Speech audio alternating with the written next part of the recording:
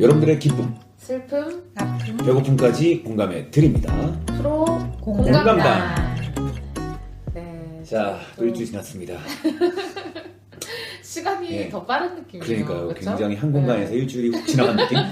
갑자기 지나간 느낌? 그런 느낌이 확 드네요. 그쵸. 예. 시간이 무섭네요. 시간 점프. 예. 네. 그래도 이제 시간이 흘렀으니까 네네네. 자기소개를 또 하고 네네. 넘어가도록 하겠습니다. 네. 저는 얘기하고 있는 저는 시하고요. 상담하고 있습니다. 네, 안녕하세요. 저는 강의하고 있는 써너입니다. 네네. 나 맨날 이렇게 거의 멈칫하면 안 습관적이에요. 그쵸? 되는데. 예, 그러니까 멈칫하는 게 예. 이름은 생각났어 이미. 그쵸. 근데 멈칫이 먼저 나와버려. 이미 이제 네. 습관된 거. 멈칫이 습관됐네. 예.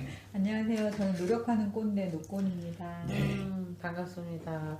저희 오늘은 이제 오프닝으로 하기에는 뭐 이렇게 가벼운 주제는 아닐 수 있는데 약간 묵직하다면 묵직할 수 있는데 오늘 우리가 나눠볼 주제는 어떤 예비 부모와 관련된 또 질문들이기 때문에 네네. 그런 것들에 대해서 가볍게 일단 나눠보았으면 좋겠어요. 네네네. 지난번에는 예비 부부를 대상으로 우리가 네네네. 필요한 질문들을 나눴다면 점점 진화하네요. 그쵸. 네. 이제 다음 단계, 꼭 다음 단계라고 볼 수는 없는데요. 어쨌든 그쵸. 이렇게 맞이하게 될 수 있는 그 예비 부부로서 나누면 좋을 질문들을. 예, 부모가 되고 부부가 되는 경우도 있어요. 예. 그렇죠, 그럼요.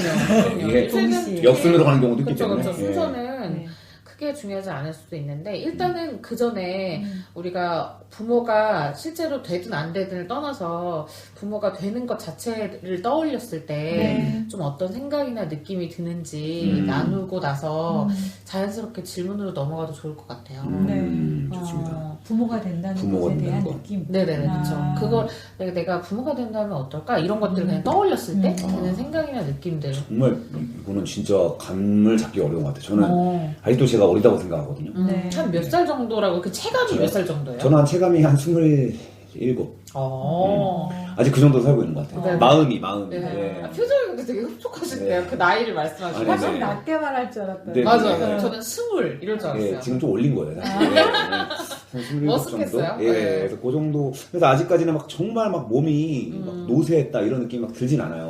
관리 잘하셨네. 그럼 뭐 스쿼시 치면 뭐 저의 동년배는 제가 다 이기고 막 그러니까 야 그래도 괜찮구나 아직 살아있구나 혹은 저보다 어린 친구들도 막 이겼을 때 막 내가 아직 괜찮네 신체 나이가 이렇게 생각하면서 최대한 그렇게 마음 먹고 싶어하는 저의 계속 안타까움. 머물고 싶어하는. 그렇죠. 네. 예, 안타까운 마음인데 그래서 이제 갑자기 제가 뭐 아들이나 딸이 생긴다면은 와 제가 과연 제가 저를 봤을 때 키울 수 있을까 이런 생각 되게 많이 들어요. 나는 27인데. 그죠. 27살짜리가 뭘 안다고 벌써부터 아이를 키우겠어 이런 느낌으로. 특히 현대 27은 진짜 그냥 애예요, 결혼이랑도 먼 느낌이잖아요. 그렇죠. 결혼도 한참 멀었죠 요새는. 네, 사실 예. 우리 부모님 세대는 그때는 애를 많이 낳으셨을 가능성이 높은데 낳고도 나왔을 시기인데. 네. 예. 그래서 전 깜짝 놀란 게 가끔 이제 아버지나 어머니 이렇게 사진을 보잖아요. 옛날 사진. 옛날 사진 보는데 와 같은 27이라도 그때 27은 확실히 나이가 들어 보여요. 맞아. 부모가 깜짝 놀랄 되어있는 정도로. 모습이어서. 예. 그래서 와 이게 엄마 진짜 27살 때 맞아?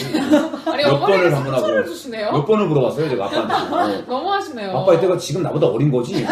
저를 안고 있는데 너무 나이 드신 어떤 회사의 중력 같은 분이 그만큼 써너님 때문에 힘드셨다는 거잖아요. 아니 뭐 그렇게 생각하신다면 그럴 수도 있겠지만은 와 8대2 가르마가 주는 힘이 그쵸, 어마어마합니다. 그때 여성분들은 다 대부분 또 빠글빠글 파마예요. 그쵸. 일단 결혼하게 되면 굉장히 효율을 추구하는 스타일이죠. 무슨 통과 의뢰처럼 대부분 파마를 해버리잖아요. 쌀머리 없잖아요 그 나이 때. 네. 20대 중반만 넘어가도. 맞아요. 야 엄마 이거 너무 심한데요? 아빠 너무 심한데? 이거를 제가 진짜 그 말로 스트레스 많이 줬던 것 같아요.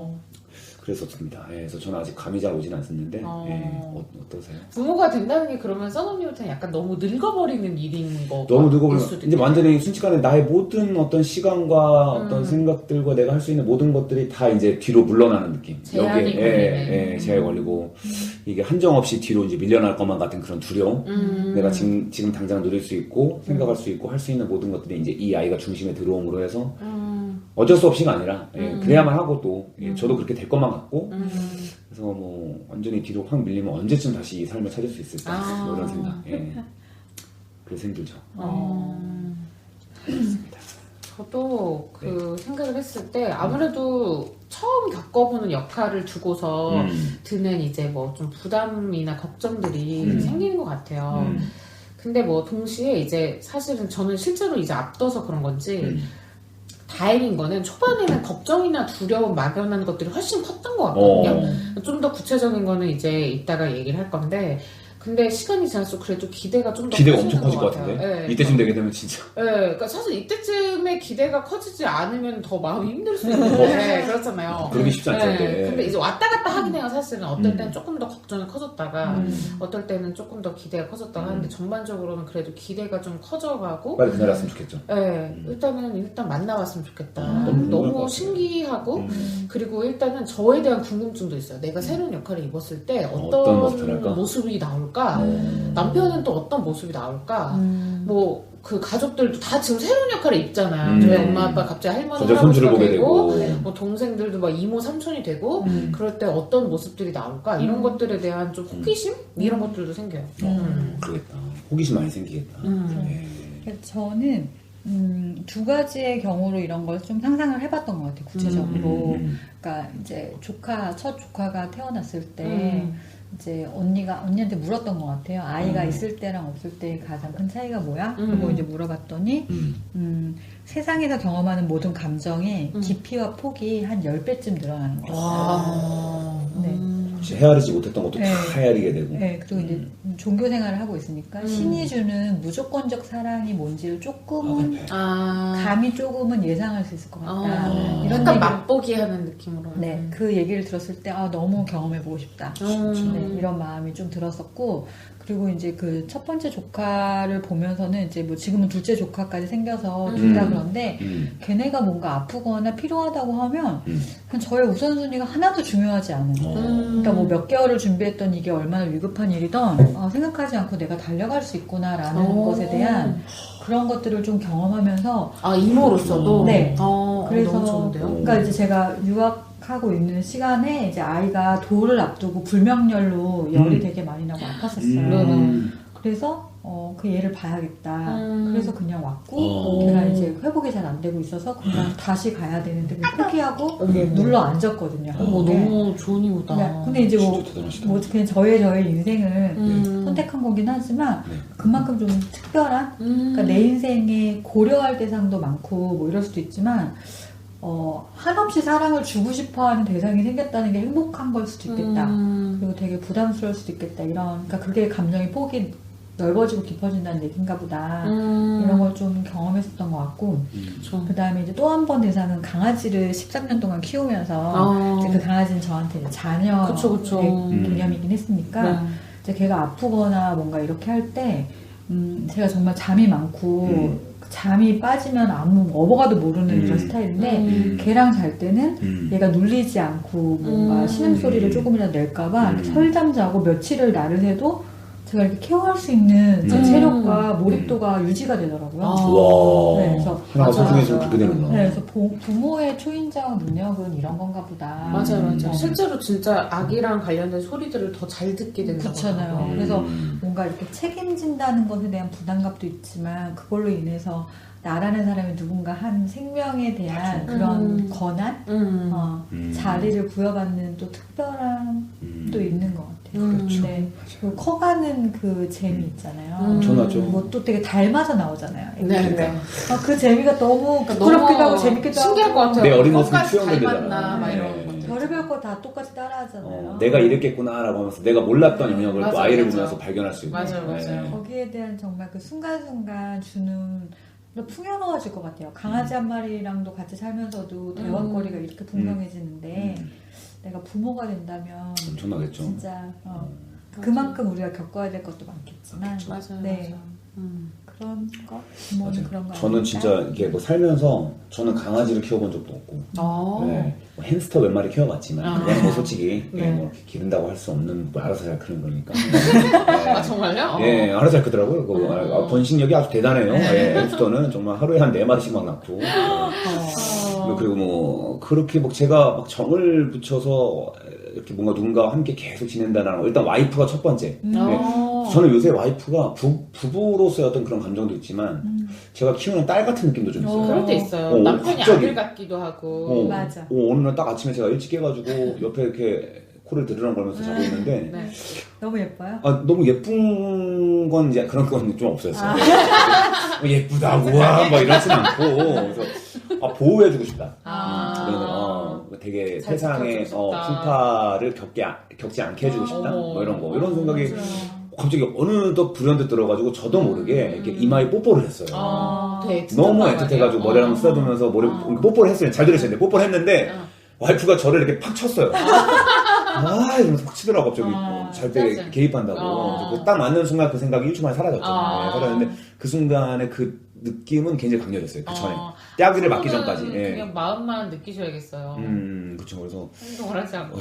자고 그 있을 얘기 때. 진짜 남편한테 들어본 것 같아요. 어. 그러니까 나를 믿고 푹 완전 옆에서 자는 안심하고 자는 모습. 모습. 되게 좀 잘해주고 싶고 또 내가 뭐라고 뭐 이런 생각. 그리고 세상 그런 거에 되게 울컥하기도 하고 너무 맞아, 소중하다. 맞아. 진짜 소중하다. 이런 느낌. 그때 제가 처음으로 내가 나이가 들었구나 생각했어요. 내가 갑자기 왜 이런 생각을 하지? 이런 존재가 생겼구나. 그리고 그런 거에 이런 마음을 갖는 제가 기특하면서도 내가 나이가 들었나? 그래서 아니 포지션의 변화 때문에 그런 건가? 뭐지? 이러면서 이게 되게 그날 나이가 드는 걸 받아들이는 게 제일 어려워요. 나 27인데 왜 그러지? 이러면서 막 운전하면서 막 출근하는데 계속 이제 그런 생각에 젖었었던 싱숭생숭했던 기억이 있습니다. 다음 발달 단계를 이제 서서히 받아들이고 아이 나오면 난리 날 것 같은데 제가 봤을 때는. 예. 충격. 하루하루 충격이실 수도 있어요. 그래서 참 쉽지 않을 것 같습니다. 예. 맞아요. 정말 그냥 상상만으로도 여러 가지 생각과 느낌을 주는 일인 만큼 실제로 우리가 부모가 되는 걸 생각했을 때 저는 그 결혼을 앞두고도 그렇고 뭐 임신, 출산, 육아를 앞두고도 그렇고 누구나 다 기대만 하기보다는 두려움이나 걱정되는 게 있는데 그게 이제 비슷할 수도 있지만 꽤 다를 수도 있다는 거를 친구들이랑 얘기하면서 경험을 했어요. 예를 들어서 뭐 제가 임신에 대한 걸 이제 결혼하고 나서 본격적으로 생각하면서 저도 이제 제가 임신이나 이런 거에 대해서 어떤 생각을 가졌는지를 이제 점검을 해볼 때 가장 제가 두려웠던 거는 아이들이 이제 우리가 다른 공공장소에서 많이 접하잖아요. 애기부터 아이들까지. 근데 제가 가장 공포스러웠던 거는 공공장소에서 아기가 너무 울거나 떼를 쓰는데 통제가 안 될 때. 그러니까 제가 패닉에 쌓이더라고요. 그러니까 막 엘리베이터에서 애기가 막 갑자기 우는데 사실 애기 뭐 입을 틀어막을 수도 없는 거고 당장 그치지도 않고 하는데 그 좁은 공간에서 그렇잖아요. 그러니까 통제할 수 없는데 사람들의 그 시선과 비난을 피할 수가 없는 상황이 저는 제가 막 대리 패닉을 느끼는 거예요. 정작 그 부모들은 뭐 그럴 수도 있는데 그래서 제가 한번 진짜 그렇게 엘리베이터에서 겪고 나서 나가면서 난 진짜 근데 못 나올 것 같아 막 이런 얘기를 했었어. 이런 상황을 내가 피할 수도 없을 거고 뭐 지하철에서도 그런 경우들이 있을 수 있고 KTX를 타잖아요. 부산에서 서울까지 오는 내내 우는 아이가 있어요. 그러니까요. 네, 가끔. 그런데 그 비행기 이런 데도 그렇고 그러니까 엄마는 좌석을 예약했는데 아이를 가지고 이렇게 못 앉는 통로에 계속 서 있는 거야. 맞아요. 너무 안쓰러운 거 그거. 맞아요. 근데 또 여기 들어와 있을 때 당연히 누군가 싫어하고 하니까 그러니까 그런 게 저는 너무 그러니까 저는 그래서 내가 되게 수치심이 드는 상황이 너무 어렵구나. 그래서 저는 그런 상황에 대해서도 이제 남편이랑 막 얘기를 했어요. 제가 불안하면 이제 너가 어떻게 할 거냐 이런 게 막 나오기 때문에 그래서 남편이 이제 되게 그런 얘기를 막 이렇게 하면은 남편이 약간 적당히 반 장난 진담처럼 받아들이는데 이제 뭐 그럼 자기가 안겠다 그러면서 이제 사람들과 함께 책임을 나누겠다 뭐 보이는 아주머니께 함께 뭐 달래는 걸 하면서 갑자기 좀 보세요 이러면서 서로 우리가 이 아이에 대한 달램을 그래서 하나의 온 동네 갑자기 이 지하철 칸에 있는 사람들이 가서 그걸 맞춰야겠다 육아 공동체가 되는 거예요. 뭐 그런 얘기로 넘긴다든지 아니면 뭐 택시를 타라 이런 얘기를 하지만 그런 것들이 이제 한계가 있을 수 있다. 그리고 어떤 친구는 출산이 무서우면 출산하다 죽을까봐 자기가. 그러니까 이게 막 되게 뭐야 막 이럴 수 있는데 일단은 본인의 신체나 체력에 자신이 너무 없는 친구이기도 하고 간접 경험이 있었던 거예요. 관련된 정말 죽을 뻔한 친구가 있었던 거야. 너무 실제로 응급 상황이 많이 생기잖아요. 그럼요. 그런 것들에 대한 경험으로 인한 공포 이런 것도 있고 맞아. 뭐 어떤 친구는 이제 여행 되게 좋아하는 친구는 자유의 제약 이제 내가 떠나고 싶을 때 마음대로 떠날 수 없다는 점이 저도 그게 한때 힘들었어요. 네, 너무 힘들다. 저는 그런 두려움의 포인트들이 본인을 또 이해하는 데 되게 도움이 될 뿐더러 어떻게 이제 내가 이 경험들을 결국에 하게 될 텐데 가장 힘들어하는 포인트를 미리 알고 뭐 만약에 대비할 수 있다면 대비를 한다든지 좀 완화시킬 수 있는 걸 미리 생각해 볼 수 있는 부분인 것 같아요. 근데 저는 조금 시간이 지나면서 그런 부분이 좀 변했어요. 그 포인트가. 지금은 이제 그런 부분이 막 이렇게 우는 부분이 생각보다 그렇게 걸리진 않고, 요새는 부부관계에 영향을 미치는 거에 대해서. 그러니까 이게 또 부부도 새로운 역동이 막 생길 거 아니에요. 새로운 존재가 생기면서. 근데 이 아이들은 온전히 우리의 보살핌이 필요로 하고, 그때 이제 체력적인 분배뿐만 아니라 모든 것들이 재편성되는데, 더 이상 둘만 함께 있을 수 있는 시간도 없고, 둘이 이제 굉장히 날카로운 상태가 되게 쉽잖아요. 며칠, 특히 신생아 동안에는 며칠간 잠을 못 자고, 날카로워지고, 그러니까 서로 또 되게 비난하기 쉬운 거죠. 이제 상태가 안 좋으니까. 제가 아는 여자 강사님이 계신데, 그분은 또 이제 그런 것도 있고, 경력 단절에 대한 두려움 때문에, 그렇죠, 그렇죠. 아이를 갖는 거에 대한 두려움이 어마어마한 거예요. 자기는 이제 아무래도 프리랜서고, 일이 만약에 한 1년 반 쉬어야 되잖아요. 그래서 그 기간 동안에 만약에 제가 부모님 잊혀질까봐, 놓치고, 사라질까봐. 이거에 대한 두려움 때문에 아이를 못 갖는 거예요. 맞아요. 네. 그러니까 사실 이제 안타까운 건 상대적으로 경력 시뮬레이션 단절에 대한 하는 부분은 거야.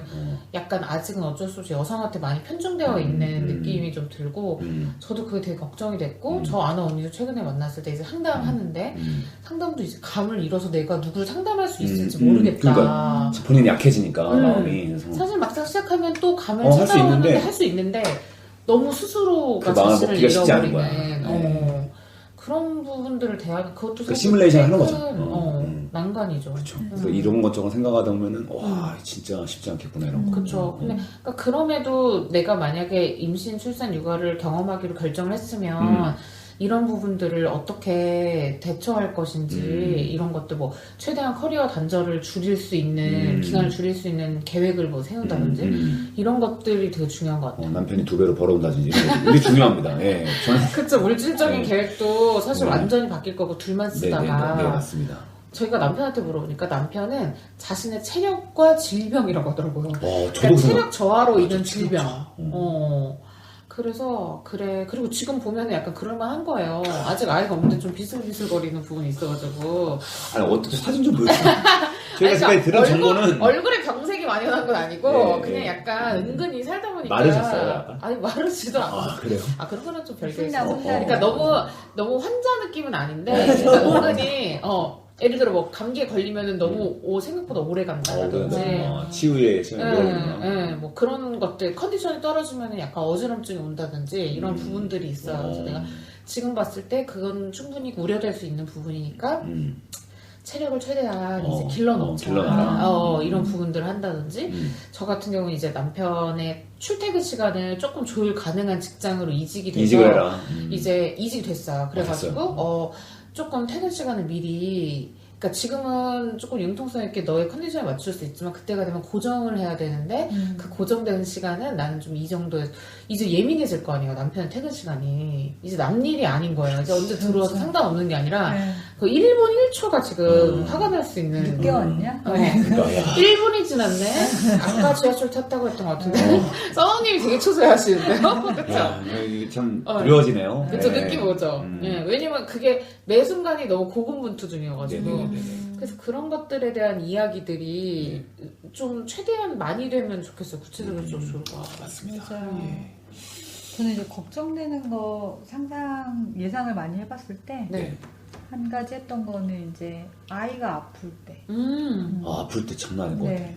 그리고 이제 그런 게 뭐 단기간에 아픈 게 아니라 이제 여러 가지 어려움으로 핸디캡을 가지고 나왔을 때 그러니까 그런 게 뭐 싫다 안 좋다 이런 느낌이 아니라 되게 그것을 이제 같이 껴안고 사는 것 안에 내가 얼마만큼 강한 사람일까 같이 해낼 수 있을까에 대한 맞아요. 그런 부분이 있었던 것 같아요. 그러니까 좋은 부모님 곁에서 살 때와 그렇지 않은 아이들의 그 환경이 너무 다른 것 같아요. 맞아요. 그게 꼭 물질적인 게 아니에요. 맞아요. 네, 그래서 뭐 이런 것들 좀 상상을 해봤고 남편은 한날 이런 얘기 하더라고요. 둘이 누웠는데 침대에 강아지가 꼭 사이에 놓으려고 해요. 맞아. 이게 이제 결혼을 아이를 낳으면 그쵸, 우리가 벌어지는 일들이죠. 그래서 제가 그러면 강아지를 나 쪽에 앉으라고 이제 누우라고 하면 된다. 그러면 강아지가 네 쪽에 앉으면 너는 강아지를 끌어안으라고 나를 등을 돌려서 보기 때문에 내가 소외가 된다. 그러니까 우리 둘이 껴안고 강아지가 네 등을 보고 잘 수 있으면 상관이 없지만 너는 그렇게 하지 않지 않냐. 강아지한테 팔베개를 해주려고 나에게 등을 볼리지 않냐. 근데 강아지를 선택하지 않냐. 네, 근데 이제 이게 뭐 애도 당연히 이러지 않겠냐고. 근데 막상 생기면 배우자분께서 더 그러시는 거예요. 그럴 것 같아요. 네. 네. 강아지도 뭐 이거 얘 몸에 이런 거 안 좋은데 나한테 어떻게 했냐고 하는 거 보면 와. 네, 안 봐도 네, 맞아. 그리고 또 하나는 둘의 성향이 너무 달라서 그 교육의 방식 때문에 많이 부딪힐까봐 맞아. 지금 우리는 적어도 양육에 대한 얘기는 부딪히지 않아서 다른 걸 조율할 수 있는데 한 사람의 성장을 위해서 하는 방식은 너무 다른 것 같거든요. 맞아요. 그거 100% 싸울 것 같아요. 맞아요. 그런 소소한 기준들 있잖아요. 네. 그러니까 제 친구한테 저는 그래서 요새 주변에 많이 물어보거든요. 미리 얘기해 두면 좋을 부분들에 대해서. 근데 되게 이런 것도 얘기해야 되는구나 싶었던 게 제 친구는 그 아기를 어느 사람까지 만지도록 허락할 것인가에 대한 것도 은근히 되게 예민하대요. 맞아요. 그러니까 진짜 제가 어릴 때는 아무나 저를 다 만졌거든요. 네, 정말 농담 아니고. 그때는 진짜 풀어놓고. 그리고 되게 중요한 것 같아요. 네. 그러니까 막 예를 들면 자꾸 강아지 얘기해서 미안한데. 네, 괜찮아요. 아니 거기는 저희 같이 사는 사람은 우리 식구 말고는 아무도 못 만지고. 맞아요. 그러니까 그래요? 경계가 되게 다를 수 있어요. 저는 막 예뻐해주니까 얘 안아보세요. 괜찮아요. 뭐 이렇게 이렇게 하는데 하잖아요. 안 된다. 맞아. 위험하다. 네, 뭐 그리고 그 사람이 손에 뭐가 있을지도 맞아요. 모르고. 그러니까 그거에 민감하면 허락이 안 되고 그러면은 서로가 되게 예민해질 수 있는 거예요. 아기가 지금 장난감도 아닌데 왜 만지냐. 어떤 사람인 줄 알고 그렇게 안기게 하냐. 세상이 무서워져가지고 또 아이는 더 하죠. 그리고 만약에 혹시라도 이렇게 잘 못 알았을 때 다치면 떨어질 수도 있고. 맞아요. 그러니까 그런 게 되게 다르더라고요. 맞아요. 그리고 잘못했으면 어떻게 가르치냐. 맞아, 이런 것도 맞아. 너무 달라서 맞아요. 예를 들면 저희 언니 같은 경우는 교육을 할 때 애기든 크든 내가 혼내고 가르칠 때는 옆에서 편들어주거나 하지 말자. 이런 거를 또 서로 얘기하더라고요. 아이를 가르치는 동안에는 갑자기 뭐 아빠는 괜찮아? 뭐 이런 식의 아빠 괜찮아? 엄마 싫은가 봐. 뭐 이런 거 있잖아요. 약간 편만들기처럼. 그런 거 절대 하지 않고. 저희가 남자한테 진짜 절대 하지 말아달라고 부탁한 게 이제 이게 안 좋다는 거 알면서도 많이 할 수 있는 게 서로 아이 앞에서 비난하는 거 있잖아요. 절대 안 되지. 애한테 왜 그래? 뭐 이런 마음에 안 들 수 있죠 서로가. 그런데 신경을 그거는 나요. 뒤로 가서 다음번엔 좀 이렇게 해줬으면 좋겠어라고 해야 될 문제지. 애 앞에서 면박을 주는 거는 최악인 것 같다. 그게 진짜 남은 거. 저도 엄마 아빠가 싸우는 장면을 많이 목격을 했거든요. 저희 어머니 아버지. 그러니까 어렸을 때 봤던 모습인데도 그게 지금까지 생생히 기억나는 게 몇 가지가 장면들이 있어요. 근데 이제 또 생각해보면은 생각이 나지만 그렇다고 해서 제가 삐뚤게 자란 건 또 아니니까. 그래서 어떻게 보면은 뭐 어쩔 수 없이 또 그런 상황 벌어졌을 때 너무 노심초사하거나 내가 이런 모습 보여줘서 아이한테 너무 큰 충격이 가지 않았을까. 너무 예민하게 반응해도 그렇게 자기감을 가질 필요는 없지 않을까. 어차피 잘 아이들은 잘 자란다. 라고 생각이 들어서. 맞아요. 그러니까 염두에 두고 있지만 뭐 사람이라서 완벽하게 할 수는 없으니까. 그렇죠. 근데 서로 이제 계속해서 얘기해 나가는 과정이 될 것 같아요. 그냥.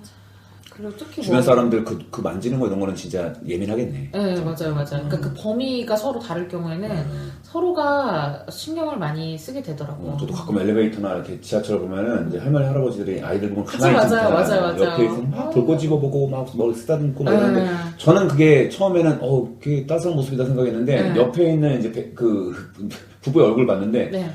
되게 표정이 안 좋은 거야. 요새는 조금 그런 게 안 하는 게 낫죠. 네, 그냥 맞아. 아이가 되게 예쁘네요. 최대한 조심스러운 게. 근데 사실 강아지 에티켓도 좀 비슷하다고 들었어요. 다짜고짜 다가가는 거는 강아지나 견주한테 되게 신뢰가 되는 거라고. 그리고 뭐 세상 들어보지 못한 목소리를 내잖아요. 아 귀여워 뭐 이러면서. 맞아. 왜 그러는 거야? 귀여운 건 얘인데 왜 본인의 목소리가 달라지는 거야? 그렇지 신기하다. 맞아. 본인도 같이 귀여워지려고. 그렇게 달라지. 그러니까 그런 부분들을 생각보다 되게 조심해야 되는 점이 좀 있는 것 같고. 맞아요. 그리고 저는 어쨌든 그 부부 사이에 대한 부분이 걱정이 되니까 뭐 그러면은 우리가 그걸 최소화하기 위해서 뭐 어떤 노력을 할 수 있을까 이런 것도 고민이 되고 개인 시간을 당연히 초반에는 양껏 가질 수는 없겠지만 최소한으로 확보할 수 있으려면 개인 시간이란 게 뭐 자유롭진 않더라도 조금 더 잘 수 있거나 이런 바람 쐴 수 있는 산후우울증이 괜히 오는 게 아니잖아요. 그렇죠, 맞아요. 그래서 그런 것들을 좀 어떻게 이어지게. 확보할 것인지, 그리고 물질적 계획도 제가 이거를 또 예상할 수는 없는데 그래도 우연찮게 지금 제가 한번 재미삼아 들어본 적금 돌리는 게 마침 출산이랑 딱 맞아떨어졌어요? 좀 맞더라고요. 오. 그래서 참 다행이다. 계획적으로 한 것은 아니지만 왜냐면 그때가 되면 확 갑자기 씀씀이가 그렇지. 힘들어하지. 퍼지잖아요. 네. 그래서 그런 건 좀 다행이다. 하지만 그 이후로 적금이 끝난 이후에 어떻게 할 것인가 뭐 이런 것들이라든지 아니면 뭐 육아 및 교육관이라든지 남편의 되게 시각이 다르다고 느낀 게 저는 되게 당장 닥쳐있는 것들 뭐 육아용품 육아용품에 대한 것도 되게 저는 웬만한 건 다 중고여도 상관없다는 네. 마음이에요. 저도 약간 그런 주의. 사실 근데 또 누군가는 왜 애한테 들어갈 건데 이렇게 다 한 거를 그리고 이 물건이 뭐 어떤 상태의 물건인지도 모르고 뭐 이런 사람들도 있고 그러니까 남편 같은 경우에는 중고로 사도 되지만 뭐 카시트라든지 어떤 중요한 그런 거는 좋은 새거 성능의 것들은 조금 돈을 들여야 될 필요가 가장 필요에 있다. 많이 드는 네, 거 이런 같아요. 것들도 새거 있고 그런 것들도 있고 또 뭐 저희 남편은 책을 요새 읽는 게 네. 뭐 독서 교육이라든지 벌써부터? 예, 그 독서 뭐 교육법이라든지 아니면은 뭐 그 최근에 가수 이소은 씨 아버님이 뭐 예전에 영재 발굴단에 최근에 나오셔가지고 딸 둘을 되게 훌륭하게 키우셨거든요. 네네. 한 분은 세계적인 피아니스트고 근데 그게 되게 어떤 약간 방임적인 교육, 주체적으로 살아갈 수 있도록 하는 교육관을 말씀하시고 책도 쓰셨나봐요. 뭐 나는 천천히 아버지가 되었다 뭐 이런 책인데 그런 걸 읽고 있는데 제가 봤을 때 굉장히 이제 먼 느낌, 이제 거시적인 관점이라서 저랑은 되게 관점이 다른 거예요. 저는 막 유튜브에서 브이로그 보면서 신생아를 이렇게 대하는 하루 이런 거 있잖아요. 어떻게 일상이 디테일하게 돌아가냐. 무슨 육아 물품이 필요하냐. 당장 내가 출산을 어디서 하고 한 이후에 어디 갔다가 그 다음에 어떤 인력을 쓰고 이런 것들을 이제 걱정한다면 이제 남편은 독서 교육을 하니까 필사가 좋다더라고요. 그러니까 필사는 언제부터 할 수 있을까? 뭐 이런 게 있잖아요. 굉장히 거시적이고 굉장히 넓은 안목을 가지고 계시네. 물론 한 명은 조금 장기적인 안목을 가져야겠지만 이제 흥미롭다. 근데 그런 걸 꿈꾸고 있는 남편을 보면서 귀여울 것 같아요. 네, 귀엽기도 귀엽죠. 안 귀여우신 것 같은데 말씀. 귀엽기도 귀여운데 이 부분들은 그럼 어떻게 하나? 막 이렇게 했잖아요. 그리고 그때랑 똑같은 것 같아요. 결혼 준비처럼 여행 준비처럼 리스트를 주고 나만 하는 것 같을 땐 항상 맞아. 여기서부터 여기까지 자기가 해줘. 맞아. 그래서 그런 제가 이제 걱정하는 그런 문제들도 많이 막 얘기를 하고 그다음 뭐 제가 이제 도움을 인력을 더 받으려면 친정에 가야 될 것 같은데 그 부분에 대해서는 또 이제 남편은 어떤지 남편은 그러면 주중에는 이제 못 보는 거잖아요. 그런 것들에 대한 것들을 나눈다든지 남편이 되게 평소에 들었을 땐 그렇구나 이렇게 하다가 어느 날 되게 서운해 하더라고요. 갑자기 상상하니까 되게 서운했나 봐요. 아이들을 키우는 과정에서 자기가 많이 보지 못할 수 있다라는 게. 그렇지. 네. 근데 이제 주위 분들 하시는 말이 지금은 서운하지 그때 되면 가라고 할 거라고 이제 자신이 닥치면은 이제 오늘은 좀 가도 괜찮을 것 같은데 뭐 내가 가면 되잖아 뭐 이렇게 된다. 지금 마음은 그냥 그런 대로 둬라 이런 얘기들 하더라고요. 그러니까 보통 이제 부부가 서로 역할을 이렇게 좀 책임져 주잖아요. 뭐 잠깐 쉬거나 자, 내가 보고 있을게. 맞아. 근데 둘이서 그렇게 하면 이제 둘 다 나중에는 맞아. 쌓여서 지치잖아요. 그래서 둘만의 같이 쉴 수 있는 시간을 꼭 주변에 도움을 받으실 수 있는 상황이시라면 맞아. 그거는 꼭 필요하다고 생각해요. 그러니까 사실은 요새는 특히 이제 인력을 많이 필요하잖아요. 예전처럼 온 마을이 같이 키울 수 있는 분위기가 아니기 때문에 근데 그렇게 맡겼을 때 어느 정도 되게 내려놓는 마음도 되게 생각보다 필요할 것 같아요. 그러니까 막 내가 하는 것만큼 당연히 안 되죠. 누군가한테 맡길 때는 똑같이 강요할 수도 없고. 근데 그런 데서 오는 마찰도 상당하잖아요. 그렇죠. 특히 뭐 친정엄마한테 맡기면 돈 더 줘야 된다고. 엄마한테는 마음에 안 드는 거 다 얘기하고 감정까지 더 던지기 때문에 시어머니는 이제 마음에 안 드시게 하셔도 어쩔 수 없는데 참고 하니까 돈은 적당하게 이제 평상시 수준만큼 드리는데 친정엄마한테 무조건 1.5배를 드려라. 그러니까 저는 이렇게 맡기는 게 결국에 필요해서 어쩔 수 없더라도 약간 불효가 될까봐 걱정되는 부분들이에요. 이제 조부모님들도 많이 관여를 하게 되면서 그분들도 근데 체력이 있으시고 안 하니까. 되죠. 절대 안 되죠. 아이들 체력이 최고거든요. 에너자이저고 에너자이저이기 때문에. 맞아요. 그래서 그런 그 지원 인력에 대한 그 계획들도 좀 이렇게 가족들한테 각자 확인을 양가에 하면서 그렇죠. 미리 좀 확인해 놓으시는 거 중요해요. 우리끼리 막 그러면 되지 않을까 이랬는데 아니 나는 안 된다. 그때 됐더니 뭐 오빠가 애를 낳고 있어서 나는 거기 먼저 부탁을 받아서 그러니까 못해준다. 형제들이 뭐 비슷하게 아이를 낳았다 이런 경우도 그렇고 네, 그래서 미리 그런 걸 확인해 놓으시는 게 중요하고 손주가 없어도 다른데 나는 아이는 안 봐주기로 결정했어. 맞아요, 이런 맞아요. 부모님들도 계시기 맞아요. 때문에 저희 어머니가 약간 그럴 가능성이 농후해요. 저 아버지 감당하기도 힘든데 지금 뭐 애 낳는다고 내가 불순하게 이런 얘기를 심심치 않게 하거든요. 좀 새로운 엄마를 알아봐야 되나. 네. 새로운 좋은 엄마들도 많으니까. 네, 그러니까요. 맞아요. 새엄마 센터에 한번 알아봐야겠네.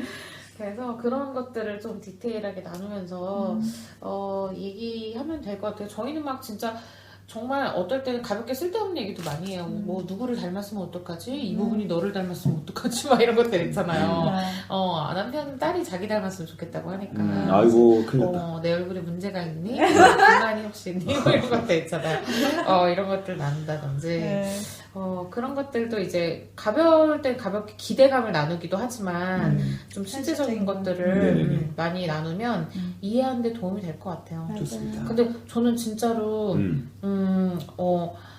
해보면서 결국 알게 되는 때마다 또 얘기를 나눠야 될 것 같긴 해요. 맞아요. 그때. 모든 거는 저도 제가 어떤 엄마일지 모르겠는데 다만 이제 서로가 다 처음이라서 맞아, 처음인 거 좋은 마음으로 하는 과정이라는 걸 끝까지 신뢰하고 맞아. 그러나 내 방식으로 봤을 땐 저거는 막 저게 부모야 그러면 저게 사랑하는 게 맞아 이런 느낌이 들더라도 그 사람이 정말 최선을 다해서 하고 있다고 믿으면서 맞아.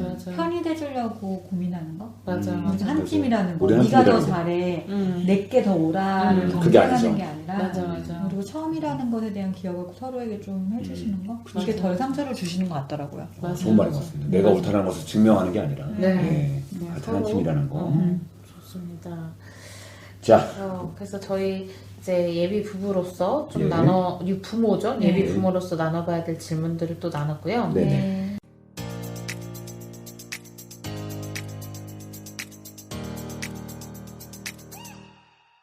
저희 마지막 주제로 네네네. 이제 이것도 다른 결의 주제가 될 것 같은데 우리가 또 한 해를 살아나가는 데 있어서 마음이 지치고 이제 힘들어질 때 아프기 쉬운 마음을 관리하는 방법에 대해서 오늘 우리가 좀 나누고 나서 마치면 좋을 것 같아요. 맞아요. 네. 이건 진짜 중요한 부분입니다. 우리 프로공감단 시즌 1이 이제 오늘 마지막인 거죠? 맞아요. 그러니까 새 시즌 1이 마감이 되네요. 네, 새해 들어서자마자 네. 마무리가 되는데 그 마무리로 인사를 드리면서 일단은 저희가 다시 돌아올 텐데 그 전까지 잘 관리하고 계시라는 그렇죠.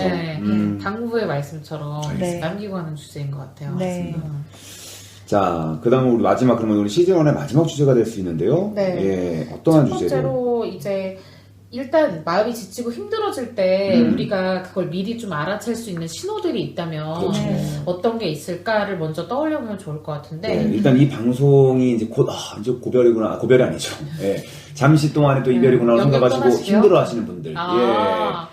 저희의 이 마지막도 하나의 아픔이 될 수 있는 그러니까요. 건가요? 예. 그런 생각하기 전에, 소중했으면 좋겠다. 그런 생각하기 전에 댓글이나 달아라. 라고 말씀드리고. 그 아쉬움을 좀 맨날 생각만 그치지 말고 좀 늘어내라. 라고 좀 말씀을 드리면서. 마지막까지도. 저희 그 청취자분들 중에 그 연령이 좀 높으신 분들이 계시거든요. 그러시구나. 로그인해서 적는 게 쉽지 않으실 수 있어요. 그렇죠. 예. 듣는 것만으로 사진 들으시나 댓글을 속으로 이렇게 네, 많이 네. 생각해 주시는 예. 죄송합니다. 그런 분들에게. 청자분들이 계신 것 같아서 아이고, 그렇구나. 이 자리를 빌어서 감사하다. 감사합니다. 예, 제가 말만 그렇지 뭐 속으로는 엄청 감사하죠. 그렇습니다. 그래서 그렇게 이런 뭐 아쉬운 이벤트가 생겨서일 수도 있고 아니면 그냥 서서히 가랑비졌듯이 지쳤을 수도 있고 어쨌거나 그런 좀 징후 눈치챌 수 있는 징후가 있다면 저 같은 경우에는 이제 조금 마음이 약간 냉담하고 좀 야박한 내가 이렇게 야박했나 이런 느낌이 들 때가 있어요. 냉랭해진다. 그러니까 약간 전반적으로 조금 심드렁해지고 맞아요. 내가 이렇게까지 차가운 사람은 아니었는데 이런 느낌. 그러니까 그게 에너지가 말투나, 이제 전반적으로 드는 생각이라든지 이런 거에 스스로 약간 놀랄 정도 있잖아요. 내가 이렇게 다른 사람 일이라고는 하지만 이렇게 감정도 그렇고 뭐 이렇게 위하는 마음도 그렇고 전반적으로 말라있는 느낌이라든지 내 삶에 대한 것도 특히 해야 되는 일이나 하고 싶은 일에 대해서 전반적인 의욕이 많이 사라져서 약간 계속 지연하거나 아니면 그냥 그만두고 싶어지는 맞아. 그런 신호들로 저는 좀 느끼는 것 같아요. 내가 조금 지금 평소 같지가 않다. 확실히 뭔가 많이 다운되고 떨어져 있다. 이런 걸 전 그렇게 느껴요. 맞는 것 같아요. 두 분은 좀 어떠세요? 저는 약간 회피하는 것 같아요. 어떤 문제 때문에 힘들고 막 이렇게 고민을 하게 되면은 사실은 거기에 막 매진해도 모자랄 판에 저는 그럴 때 뭐 갑자기 뭐 아까 말씀 주신 게임을 한다든가 전혀 상관없는 다 밀어놓고 갑자기 하면서 맞아 내가 지금 이걸 열심히 하고 있잖아 그러면서 막 괜히 막 마음속으로 위안을 삼으면서 뭐 그런 좀 직접적으로 부딪히지 않고 도망치는 경향성 일단은 조금 떠나 있다가 돌아오는 그렇게 하는 모습이 느껴지면 내가 지금 뭔가 굉장히 마음이 힘들고 좀 쉽지 않구나 이게 느껴지죠 이게 어떠세요? 저는 짜증이 확실히 늘어요. 제가 마음의 상태가 건강하지 않을 때는 예민해져서 되게 짜증을 많이 하고 인색해지죠. 아까 냉담해진다는 게 그런 비슷한 마음인 것 같은데 뭔가 누군가의 잘못이라던가 잘 삐그덕거리는 과정들에 대해서 그럴 수도 있지 재밌다 이런 게 아니라 왜 그래? 막 이렇게 화가 나고 불편해지는 이런 거 확실히 있고 신체적으로는 잠이 많아지고 그다음에 많이 먹어요. 확실히 저는 이제 마음이 지쳐있고 이러면 오히려 많이 먹는 상태고 뭔가 움직이는 거 되게 싫어지는 맞아. 무력해지는 딱 그 상태를 보면 내가 지금 뭔가 마음이 많이 지치구나 내가 뭐 때문에 힘들고 있지 이런 걸 질문하기 시작하는 거예요. 맞아. 그러니까 계속 누워만 있고 싶고 맞아. 누워서 그냥 핸드폰만 보고 있고 이런 거 있잖아요. 전혀 생산되지 않은 것도 맞아. 근데 이게 되게 악순환으로 들어가기 쉬운 게 그렇게 시간이 하염없이 흐르다 보면 또 자괴감이 든단 말이에요. 맞아요. 내가 벌써 12시네? 그러니까 몇 시간을 이러고만 있었냐. 근데 또 움직이기 귀찮아. 하지만 그렇다고 회복이 되진 않은 거죠. 그냥 시간만 그렇게 흘러가는 것 같아요. 그래서 그럴 때 이제 내가 좀 심상치 않다. 뭔가가 있나 보다. 이런 것들을 그러니까 그럴 때 그러니까 스스로 자괴감도 들고 자책도 하게 되겠지만 사실은 하나의 신호로 받아들여주면 오히려 더 관심을 기울여야 될 때라는 거로 받아들여주는 게 중요한 것 같아요. 맞아요. 내가 이대로 그냥 두면 안 되겠다 이런 것들. 그러면 이제 이런 신호를 알아차렸을 때 어떻게 해주냐인 것도 중요한데 이러기 전에 예방할 수 있는 방법이 있다면 뭐가 있을까요? 저는 가장 최선은 일상의 순간순간에 어떤지 봐주는 게 제일 최선일 것 같은데 그 순간순간 잡기가 되게 어렵잖아요. 정신없이 사니까. 그래서 저는 상담에서도 많이 그 상담 받으시는 분들이 본인이 먼저 말씀하시기도 하고 저도 제안하기도 하는 활동 중에 하나가 일기 쓰기가 정말 좀 이렇게 무난한 것 같아요. 그러니까 적어도 하루를 좀 자연스럽게 돌아보고 내가 어땠는지 자연스럽게 떠올려 볼 수 있게 되니까. 근데 어떤 분들은 좀 포인트를 제가 분명하게 주기도 해요. 그러니까 너무 이렇게 자신을 몰아가는 경향이 크신 분들은 일기를 쓸 때도 그런 경우에 되게 평가적으로 일기를 쓰는 거예요. 맞아. 너는 또 이것도 망했고 이것도 오늘 못했고 이런 느낌으로 흘러가는 경우가 많은데 그건 되게 역효과잖아요. 그러니까 분명하게 이제 지침을 주는 거죠. 일기를 쓰시면 좋을 것 같은데 이런 내용이 들어가는 일기였으면 좋겠다. 억지로라도 다소 그렇게 했으면 좋겠고 그게 정 안 되면 평가가 아니라 관찰 일기 느낌으로 우리가 관찰 일기 쓸 때 뭐 떡잎이 하나 났다 안 났다로 평가 점수 매기진 않고 그냥 있는 그대로를 적어주지 않냐 그런 정도라도 써보시면 좋겠다 이런 식으로 좀 지침을 드리긴 해요. 맞아 진짜 그렇죠. 저 같은 경우는 이제 보통 예전에 어떤 책에서 읽었는지 기억 안 나는데 감정일기라고 하는 그런 제안이 좀 있어가지고 봤는데 그래서 한번 이게 매일 쓰지 못해요. 매일 감정이 상하는 건 아니니까. 근데 되게 오랜 시간 동안 계속 제 마음속에 막 남아져 있는 그런 미해결된 그런 과제들 있잖아요. 그런 거를 이렇게 잠시 멈춰가지고 적어보는데 그냥 있는 그대로 최대한 어떤 것도 가공하지 않고 적으라고 하더라고요. 그래서 내가 그때 겪었던 상황을 진짜 위에서 내려다보듯이 그냥 완전히 있는 그대로 다 적고 그리고 내가 그때 어떻게 대처하고 반응했는지를 적고 그리고 앞으로 계획을 어떻게 할 것인지 적고 이렇게 딱 세 가지 카테고리 나눠가지고 적는 그런 걸 제가 배운 경험이 있어가지고 한번 해봤어요. 그래서 시전 대학원 다닐 때도 한번 제가 이제 레포트를 이렇게 써오라고 해서 한 5장짜리를 진짜 심혈을 기울여서 적은 적이 있었어요. 근데 그 중에 누구라 말씀드릴 수 없는데 한 동기 중에 한 분이 이제 다 모여있는데 저희 클래스에 다 모여있는데 갑자기 제 걸 슉 빼더니 그 과제를? 네, 과제 레포트 쓴 거를 갑자기 막 읽어보는 거예요. 대충 딱 보더니 에이 이거 베꼈네 이렇게 얘기를 하는 거 갑자기 순간적으로. 그래서 갑자기 제가 원래 되게 유머러스한 성격이잖아요. 약간 그쵸, 웬만하면 웃으면서 대처하고 웬만하면 제가 이렇게 심혈을 썼는데 그 반응을 하는데 순간 제가 표정 관리도 안 되고 그렇죠. 갑자기 제가 실제로 그랬으면은 거기에 걸맞는 이제 그런 뭐 리액션 나왔을 텐데 뭐, 또 억울한데 또 얼굴이 빨개지는 거야. 그 얼굴이 빨개지는 순간 진짜 얼굴이 빨개지면 사람들이 그렇게 생각하는 거 아닐까 이런 생각도 들고 갑자기 복합적인 마음이 확 들면서 대처를 아무것도 못했어요. 완전 얼어서. 그래가지고 버벅거리다가 뭐야? 이러면서 딱 그냥 다시 뺏어가지고 제 책에다 꼽아놓고 그리고 수업을 2시간 동안 듣는데 그 생각만 계속 되는 거야. 그쵸. 내가 왜 이렇게 대처했지? 내가 유머러스하게 대처. 그리고 이분은 왜 이렇게 생각을 하지? 그리고 남들이 진짜 오해하고 약간 사람들 웃는데 비웃는 것처럼 느껴지고 그래서 순간적으로 사람들에 대한 약간 배신감도 좀 느껴지고 2시간 내내 그 생각만 계속했어요. 이런 성격이 원래 절대 아닌데 그런 다음에 원래 인사하고 집에 가야 되는데 인사도 안 하고 왔거든요. 그날은. 나 뭐지? 왜 내 안에 또 다른 내가 있네? 그래서 이런 저도 낯설고 그때 그 상황에 대처했던 그 모습들이 계속 마음속에 남아있으니까 3일 내내 그 다시 다음에 갈 때까지 불편하더라고요. 그래서 그 감정을 좀 적어봤죠. 이거 어떻게 할 것인지. 그래서 막 적어보고 조금씩 정리가 되고 다시 이렇게 말을 하게 된 게 그때 정리를 해서 나온 거예요. 내가 그때 나답지 않게 반응을 했다. 그리고 다른 사람들의 웃음이 비웃음을 들렸다. 이걸 있는 그대로 다 적었어요. 근데 확실히 내가 좀 알아준다는 느낌이 드니까 좀 풀리고 그리고 뭐 다음번에는 좀 더 아무렇지도 않게 대할 수 있는 그리고 또 적었던 것 중에 내가 다음에 그런 상황 맞닥뜨리면 똑같이 갚아줘야지 뭐 그러면서 네. 아주 제대로 받아쳐줘야지 말고 제대로 받쳐야 정말 나답게 받아쳐줘야지 맞아요. 실제로 그러진 않겠지만 네. 그렇게 하니까 조금 승화되더라고요. 맞아요. 그렇게 써주는 게 좀 효과가 있었어요 저는. 예방까지는 아니겠지만 근데 실제로 비슷한 일을 겪으면 한 번 이런 경험을 내가 해봤기 때문에 그래서 좀 머뭇거리지 않고 잘 대처할 수 있을 것 같아요. 그게 나름의 그래도 예방책인 게 그게 그대로 계속 쌓여갔다면 어떻게 또 무게로 다가왔을지 모를 일인데 어떻게 보면 이후에라도 빨리빨리 소화하시려는 노력이었잖아요. 내가 왜 감정 느껴? 뱉기지도 않았는데 뭐 이렇게 말을 하는 것에 내가 왜 이렇게 반응했는지 막 적었는데 있는 것들 진짜 휘갈게 기승전결 신경 안 써요. 그럼 막 적었어요. 근데 진짜 좀 풀리더라고요. 그거 중요한 것 같아요. 쌓이기 전에 하나하나 풀어내는 거. 그렇습니다. 저는 감정일기도 그렇고 네네. 정말 부지런하신 것 같아요. 저요? 저 어쩌다 한 거구나. 어쩌다. 일기 상담 진짜 받는 분들에게 조금 제안을 하는 수이긴 하지만 절대 못 써요. 저는. 네.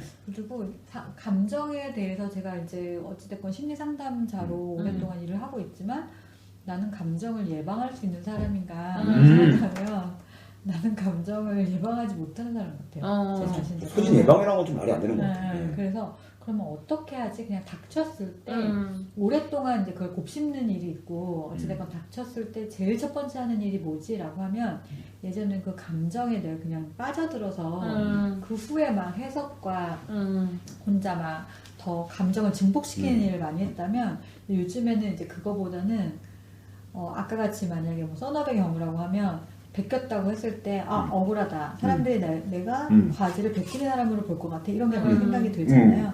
그럴 때 근데 내가 혹시나 베꼈다고 이 사람이 말한 거 사람들은 다 믿을까? 하면서 사람들을 관찰하기 시작해요. 그러니까 뭐냐면 한 가지 사건에 대해서 그 감정의 불편함에 딱 몰입되어 있는 게 아니라 좀 크게 보게 돼요. 좀 빠져나와서. 네, 그러니까 그거 되게 쉽지 않은데. 통합이라고는 보통 하는데 그거를 하려고 좀 많이 노력하는 것 같아요.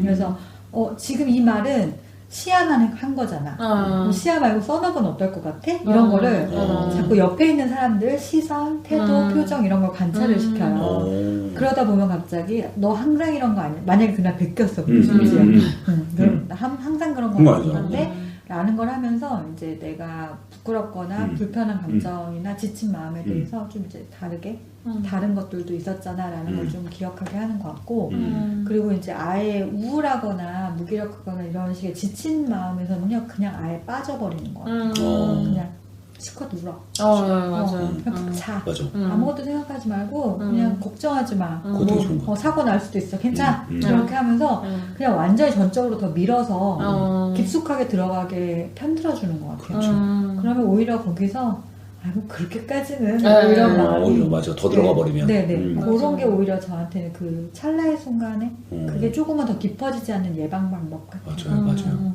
저도 사실 예전에는 상대적으로 한 20대 때는 아예 몰아서 우는 것처럼 그냥 이렇게 되게 쌓여가다가 어느 날 작정하고 그냥 막 마음껏 울고 그러면서 자고 일어나면 배가 고프거든요. 에너지가 많이 들어요. 네, 라면 그럴 때 이제 먹고 나면은 약간 되게 단순해지는 느낌이 그래서 들어요. 맞아요. 그게 다 먹었어.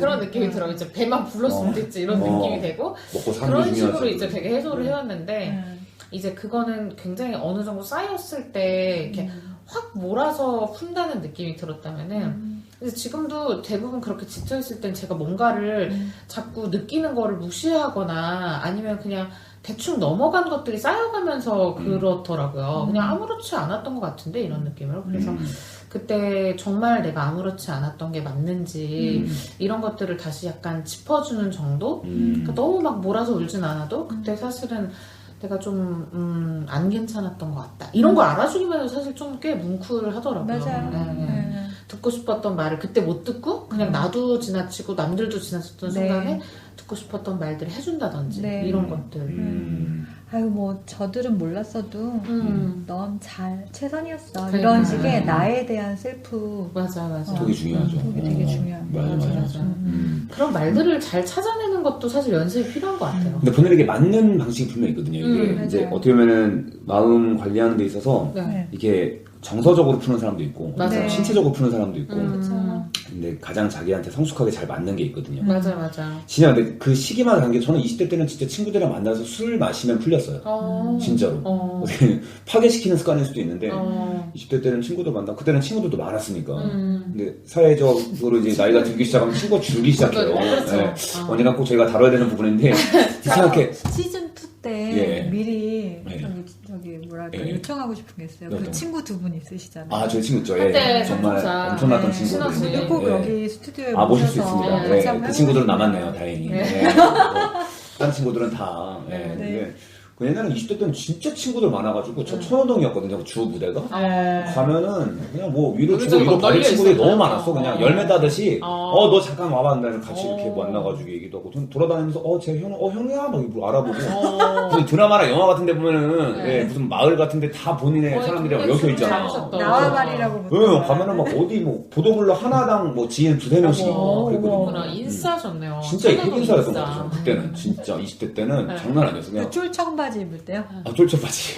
고시기 좀 지났을 때, 그거 좀 지났을 때, 그때는 친구들도 좀 부담스러웠어요. 쫄쫄바지에 무크, 뾰족구도 신었을 때는 친구들이 별로 안 좋아했고 조금 이제 정상화됐을 때 의상이 그때는 그래서 친구들 만나서 풀렸었는데 요새는 사실 그 시기마다 푸는 방법이 달라지는 것 같아요. 맞아요. 지금은 이제 와이프랑 가장 오랜 시간 동안 있다 보니까 이 둘의 관계가 가장 어떨 때는 제 생활에 큰 좀 힘든 그런 게 있어서 되도록이면 와이프한테는 제가 가지고 있는 뭐 안 좋은 감정을 또 적절하게 또 얘기를 해야 되겠다. 안 하면은 맞아. 와이프도 알거든요. 얘기하기 싫어도 해야 되는 연습을 해야 되더라고요. 삐죽삐죽 나오잖아요. 나와요. 그래서 내가 왜 그런지를 와이프한테 또 나중에 설명하면은 또 그것도 힘들어지니까 평상시에 틈틈이 계속 조금씩 얘기해 주더라고요. 갑자기 확 그러면 와이프가 뭐야 이러면서 날 것으로 나오면 날 것으로 나오면 그래서 같이 좀 풀어보는 모습, 풀려고 하는 것들을 훈련하고 있죠, 지금. 어떻게 하면 와이프랑 같이, 한 배를 탔다고 말씀하셨잖아요. 한 배를 탔으니까, 내가 아프면 와이프도 아프고, 와이프가 힘들면 나도 아프니까, 그런 것들. 맞아요. 저는 아까 일기 말씀드리긴 했는데, 꼭 일기 형태가 아니더라도 글을 엄청 쓰는 편이에요. 예전에는 이제 싸이월드를 많이 활용했고. 싸이월드 일기장, 다이어리. 보고 싶네요, 한번 나중에. 저 말했잖아요. 몇 단계가 있다. 몇 장만 찍어서 보여주세요. 어떻게 쓰든지. 근데 그때는 정말 본인조차도 다 구겨버리고 싶은 그런 글들이 한데 근데 왜 그럴 때 쓰는 글들이 네. 이제 감정 정화용이니까 네. 근데 진짜 그 기억나 언제 어떻게 썼는지 그죠? 근데 지금 그때는 근데 훨씬 못 알아보겠었던 것 같아요. 되게 더 암시적으로 쓰는 거 있잖아요. 그래서 지금 봐도 얘가 무슨 말을 하고 싶은 건지 잘 모르겠어요. 혼자서 분위기는 잡고 있는 것 같은데. 근데 요새는 조금 더 이렇게 디테일해진 것 같아요. 그런 거에 있어서. 그러니까 오글거리는 건 뭐 어쩔 수 없는데 그래도 내가 이런 마음들 때문에 근데 그리고 그럴 때 글을 되게 잘 써주는 거 알죠? 맞아. 그 순간에는 굉장히 막 깜짝이야. 줄줄 깜짝 놀라, 나오잖아요. 그거 보면서 약간 나르시즘에 빠져요. 네, 끝나고 난 약간 다음에. 다크한 느낌으로 내가 나 이런 혼자 거 봐도 있어. 되나 이 글을 네, 아깝다. 야 너무 좋다 이거. 이건 아니지. 맞아요. 다음날 또 다른 마음이 되고 이런 그런 맞아요. 글들로 막 이렇게 풀어내는 경우도 저는 꽤 있는 거 오히려 같아요. 적으면서 내가 이런 마음이었어 이러면서. 네. 그래서 남편이 하는 말이 너는 근데 이런 글들을 왜 이렇게 여기저기 다 적는 거야 이거 있잖아. 보라는 거지 뭐. 예. 샵 다이어리 이런 데다가 그리고 딱히 그거에 보안을 신경도 안 쓰고 다이어리기에 그냥 핵인싸. 기록만 예. 그냥 기록만 줄장하고 근데 얘는 이런 글 그냥 이 노트는 뭐지 이랬는데 또 그런 글들도 남편이 부담스럽다는 거예요 이제 아니 이렇게 무방비하게 아무데다가 이렇게 뭐 어쨌든 저로 그 순간에 정말 이례적으로 푸는 거죠. 네. 저는 그리고 너무너무 지쳐가지고요. 감정을 더 이상 탐색하거나 물어볼 여력도 없을 때는 완전 딱 그냥 스탑하고 감정적인 게 나오지 않는 행동을 하는데 그게 저는 퍼즐 맞추기예요. 와 퍼즐 맞추기 좋죠. 네. 그렇죠. 그렇게 뭔가 단순 네네. 3,000피스, 10,000피스 이런 거 있잖아요. 그거 하면서 근데 그 피스를 못 찾으면 스트레스 또 다른 스트레스가 되지 근데 그게 않을까요? 너무 재밌고 진짜요? 근데 거기 10,000피스 정도 맞추려면 막 하루 이틀 걸리거든요. 그쵸. 그러니까 목 디스크 오고 그러니까요. 막 허리에 잠도 막 안 이렇게 많이 자고 하고. 네, 근데 그렇게 딱 몰입하고 나면 뭔가 확 시원해지는 개인마다의 방식인 잘 맞추시네. 것 같아요. 제 친구 중에 그 잘 맞춘 친구 있어서 돈 받고 맞춰주고 그랬거든요. 그 친구 중에. 진짜요? 달마도 같은 거 있잖아요. 그거 맞춰주고. 저 진짜 좋아해요. 진짜 좋아하고 사직충격. 예전에 낚시도 좋아했어요. 오, 야 낚시도- 낚시 진짜 해보고 싶은데 저. 그 묘미로 많이 하시잖아요. 그러니까 생각을 비울 수 있게 네, 해준다면서. 진짜 그냥 그리고 자연 소리 속에서. 확 트여 있으니까 그게 그 힐링이지. 물결을 보고 있으면 그냥 멍해져요. 근데 그게 힐링이잖아요. 힐링이죠. 생각을 맞아. 멍 때리기. 그거 요소 하나 있으면 좋겠네요. 진짜. 거의 마음 챙김이 더 몰입하는 걸 수도 있고 완전 탈감작 다른 데로 가고 맞아요. 있는 맞아요. 좋다. 여러 가지를 시도해보는 게 가장 좋은 것 같아요. 맞아요. 놔두지 마시고 음. 그냥 마음 정도야 네가 단디 마음 먹고 이러지 마시고 맞아요. 네. 그러니까 그럴 때 가장 빠지기 쉬운 구렁텅이가 뭐 나만 왜 남들을 잘 지내는데 그렇지 않거든요. 남들도 다 그래요. 힘들게 지내는데 그럴 땐 나만 이런 것 같고 내가 약해서 그런 것 같고 너보다 힘든 사람 많고 이런 식으로 몰아가는 거 말고 내가 힘들면 힘든 게 맞잖아요. 그래서 많이 해주면 좋겠고 뭐 진짜 그게 친구와의 수다가 됐든 근데 관계에서 해결하는 데 사실 좀 한계가 있는 것 같거든요. 그러니까 그 핵인싸 씨처럼 이렇게 저 늘 아닙니다, 받아줄 수 있는 사람 지금은 아니지만 과거 핵인싸. 이렇게 순위가 줄줄이 있는 경우도 쉽진 않고 또 그게 어떤 관계에서 반복되면은 그 관계가 본의 아니게 굉장히 잘 안 될 수도 있고 받아주는 사람 지치니까 그래서 방법이 여러 가지일수록 좋은 것 같아요. 한바탕 우는 것도 되게 좋은 것 같아요. 저 어제 솔직히 수줍은 고백이지만 어제 갑자기 응답하라 1988 너무 보고 싶은 거예요. 넷플릭스를 딱 했더니 그게 메인 화면에 있더라고요. 그래서 요새 그거 다시 또 왔잖아요. 그래서 넷플릭스 그 1화를 봤어. 1화. 네. 1화 강추입니다. 1화 봤는데 와 어렸을 때 추억도 막 스쳐 지나가면서 근데 성동일 씨가 이제 아빠잖아요. 거기서요. 네. 마녀 아빠로 나오는데 네. 이제 그 누구죠? 덕선이가 네. 둘째잖아요. 네. 그 혜리 씨. 네. 근데 이제 덕선이가 막 둘째 서러움. 그 나는 난 자기 첫째는 첫째라고 챙겨주고 막내는 막내 맞아요. 남자 동생이라고 끼어가지고. 챙겨주는데 나는 껴가지고 생일도 맨날 같이 몰아서 하고 막 그러는 게 너무 서러워서 아빠한테 막 울면서 본인의 둘째 서러움을 얘기하는데 맞아. 그걸 보면서 저는 외동아들이잖아요. 그거 공감 요소 외동아들이잖아. 하나도 없어. 맞아. 솔직히 난 다 챙겨줬고 난 혼자서 다 덕시겠고 뭐 물려받는 거 없이 그랬는데 너무 안타깝고 왜 그렇게 느껴졌냐면 와이프가 둘째거든요. 그리고 또 대표님도 중간에 끼셨잖아요. 네. 아까. 막 그런 것들이 막 생각나는 거예요. 얼마나 힘들었을까 그 중간에. 어머. 그래서 눈물이 팍 나는 거야. 어머. 근데 와이프가 옆에서 아무렇지도 않게 막 발톱 깎고 있는 거예요. 정작 둘째 뚝뚝뚝 이사람. 들어가면서 튀었네 이러면서 막 이러면서 우악스럽게 모으고 있고 나 옆에서 막 이렇게 코 잡고 울고 있고 막 약간 그래서 딱 그 순간 눈물이 흐르다가 바로 멈췄어 뺨에서 다시 이렇게 닦고 내가 뭐 한 거야 이러면서 현실로 다시 돌아왔는데 살짝 눈물 흘렸는데 그게 막 시원하더라고요. 맞아요. 네. 그럼요. 그 감정의 정화라는 게. 예, 그때 그 감정의 정화가 되는 걸 느꼈습니다. 그날 어제 유독 꿀잠 잤어요. 울고 딱 자니까. 예. 눈물이 실제로 효과가 있거든요. 스트레스 해소에도 효과가 있어요. 여러분들 너무 미래를 위해 뭘 참지 마시고요. 그러니까. 맞아. 그냥 나를 좀 허락해주세요. 감정도 생각. 맞아요. 그러니까 어떤 분들은 감정을 한번 터뜨리면 그게 절제가 안 될까봐 두려워하시는 분들도 많은데 사실은 오히려 그냥 흘려보냈을 때 그 정도로만 갈 수 있는 거를 너무 과하게 막아서 터지는 게 더 위험한 거잖아요. 그렇죠. 그러니까 그때는 충분히 그런 시간을 줬으면 좋겠어요. 그럴 때 이제 사실은 가장 좋은 거는 옆에서 이제 발톱 깎는 분도 없이 이렇게 혼자 있을 때 조금 더 눈물이. 그게 정서적으로 도움됩니다. 발톱 깎기 그 사운드가 아주 깨들만요. 아주 그게 소리가. 그러니까 뭔가 되게 커. 내가 감정을 충분히 느껴도 좀 안전하고 편안할 수 있는 장소와 시간이 가장 좋긴 하죠. 그렇죠. 어. 그게 막 깎았는데 튀어가지고 뺨에 맞는다. 그만해. 그러면 그 순간 콧구멍이 들어가거나 입에 들어가거나 그렇죠. 그러면은 저 남편이랑 영화를 봐도 네네네. 그러니까 저는 거기까지 안 올라가고 남편이 이제 우는데 서로 마주했을 때도 민망할 때 있어요. 네네, 맞아. 민망하지. 그래서 울어? 쑥 들어가지. 왜 울어? 나는 울어 하고 남편 넌 내 결 아니니? 막 이러잖아 서로가. 그러니까 그런 선도 있는데 같이 보더라도 조금 독립적인 느낌으로 그렇죠. 그게 각자 중요해요. 이렇게 포인트가 다른데 어떡해. 맞아. 저는 제가 나쁜 역할이거든요. 어. 남편이 울면 제가 막 약 올려요. 어. 네, 울어. 막 이러면서 맞아요. 근데 그런 거 진짜 필요한 것 같아요. 네 맞아요.